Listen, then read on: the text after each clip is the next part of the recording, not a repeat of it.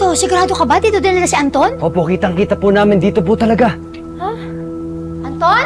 Anton! Anton! Anton! Magpakita ka na! Anton, nasa ka? Anton! Anton!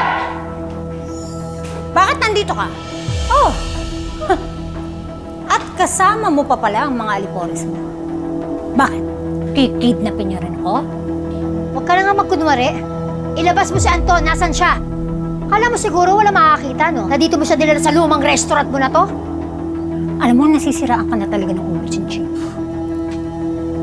Bakit mo sa akin binibintang ang ginawa mo?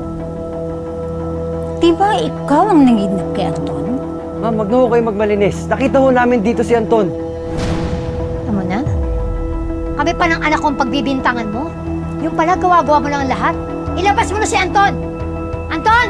Hanapin niyo si Anton! Anton! O sige, hanapin niyo! Anton! Hanapin niyo! Tara, tara, dito Sige, hanapin niyo! Tignan natin kung mahanap Tara, niyo. tara. Hanapin niyo! Anton! Lumabas ka! Anton! Anton! Anton!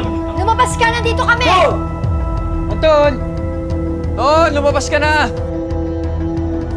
Anton! May nakita ba kayo?